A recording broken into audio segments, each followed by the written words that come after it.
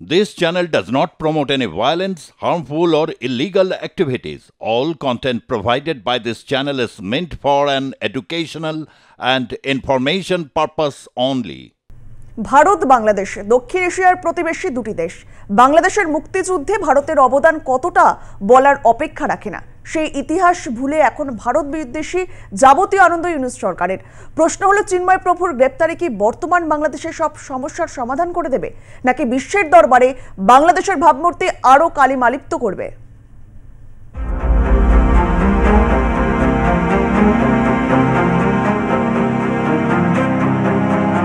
শেখ হাসিনা বাংলাদেশ ছেড়ে আসার পর থেকেই উত্তাল পরিস্থিতি। স্বভাবসিদ্ধ ভঙ্গিতেই ভারত হাত বাড়িয়ে আশ্রয় দিয়েছে বাংলাদেশের প্রাক্তন প্রধানমন্ত্রীকে। রয়েছেন কোনো এক অজানা ডেরায়। এরই মধ্যে গঠিত হয়েছে মোহাম্মদ ইউনূসের নেতৃত্বে বাংলাদেশে অন্তর্বর্তী সরকার। 6 মাসের এই সরকারের শেষ কবে? প্রথমে খুব দ্রুত নির্বাচনের কথা বললেও পরে সেই বক্তব্য থেকে সরে যান ইউনূস। বলেন, ভোট হতে এখনো অনেক বাকি। এরই মধ্যে সেনা দিবসের অনুষ্ঠানে খালেদা জিয়ার প্রশংসাও শোনা যায় মোহাম্মদ ইউনূসের গলায়। আজ আমরা বিশেষভাবে সৌভাগ্যবান এবং সম্মানিত যে বাংলাদেশের 3 বারের নির্বাচিত প্রধানমন্ত্রী বীর মুক্তিযোদ্ধা শহীদ রাষ্ট্রপতি জিয়াউর রহমানের স্ত্রী বেগম খালেদা জিয়া আজ এখানে আমাদের মধ্যে উপস্থিত আছেন।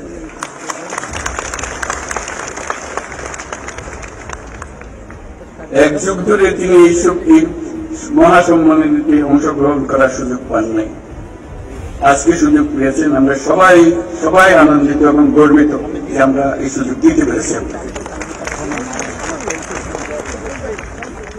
শারীরিক অসুস্থতা সত্ত্বেও এই বিশেষ দিবসে সবার সঙ্গে শরীর খাওয়ার জন্য আপনাকে আবারও ধন্যবাদ।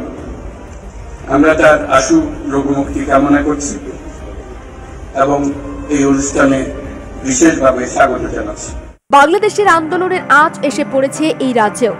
বুধবার পূর্ব ঘোষিত কর্মসূচি অনুযায়ী শুভেন্দু অধিকারীর নেতৃত্বে বাংলাদেশ ডেপুটি হাই কমিশন অভিযান করা হয়। 8 জনের প্রতিনিধি দল জমা দেয় ডেপুটেশন। চিন্ময় কৃষ্ণ দাসকে অবিলম্বে নিঃশর্ত মুক্তি না দিলে সোমবার থেকে বাংলাদেশে একটাও পণ্যবাহী গাড়ি যাবে না। সেখান থেকে কোনো মানুষ যেন বাংলায় চিকিৎসা করাতে না আসে, স্পষ্ট হুঁশিয়ারি শুভেন্দু অধিকারীর। চিন্ময় কৃষ্ণ প্রভুকে মুক্তি না দেন তার বিরুদ্ধে কোনো অভিযোগ নেই, অভিযোগ প্রমাণিত হয়নি।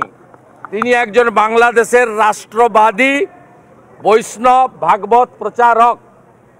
তিনি তার যত বক্তব্য আপনি আমি শুনেছি তাতে তিনি বাংলাদেশের জাতীয় পতাকাকে কাঁধে নিয়ে সেখানে তিনি মুক্তিযুদ্ধের পক্ষে আমার মাটি আমার দেশ বাংলাদেশ ছাড়ছি না ছাড়বো না স্লোগান দিয়েই করেছেন।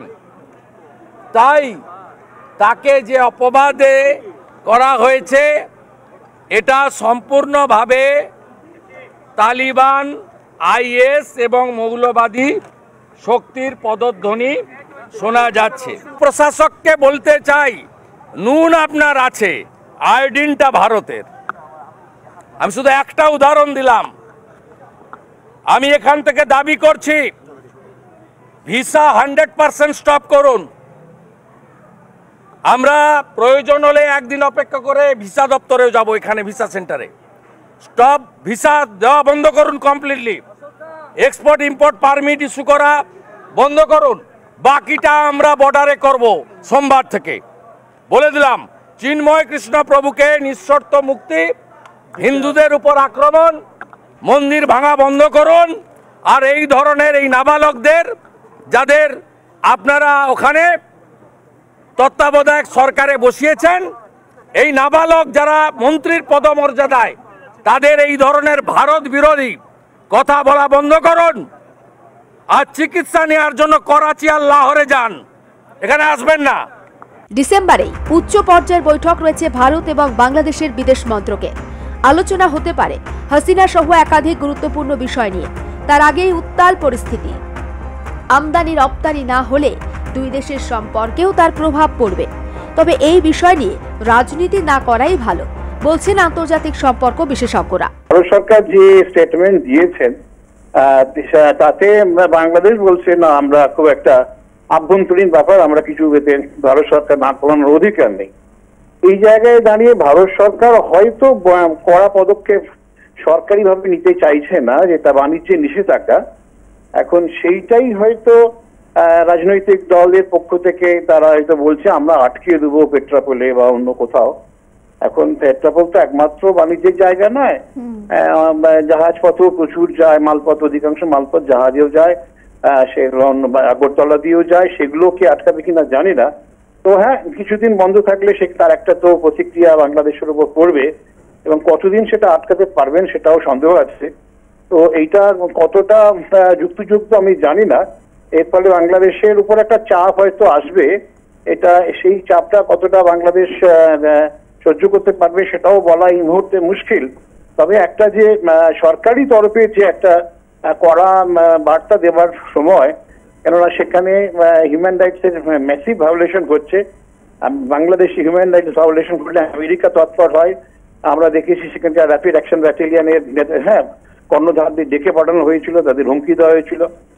কিন্তু একেবারে প্রতিবেশী দেশ, সেখানে মানুষ অত্যাচারিত হলে ভারতবর্ষেই চলে আসে। এই জায়গায় দাঁড়িয়ে ভারতের তো কিছু অধিকার জন্মে যায়। এখন জানি না রাজনৈতিক দলগুলোর এই হুমকিতে কতটা কাজ দেবে আমি বুঝতে পারছি না। তবে সরকার তরফে যদি এই ধরনের হুঁশিয়ারি আসতো তাহলে নিশ্চয়ই কাজ দিত। একটা তো বাংলাদেশের উপর চাপ আসছে তাকে ছেড়ে দেওয়ার ব্যাপারে।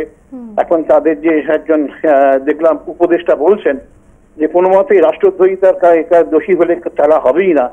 অনেকটা কঠোর মনোভাব যারা উপদেষ্টারা আছেন তারা নির্বাচিত নয়, এবং সংবিধানও যে উপদেষ্টার কোনো ভূমিকা এই মুহূর্তে কোনো ভূমিকা নেই।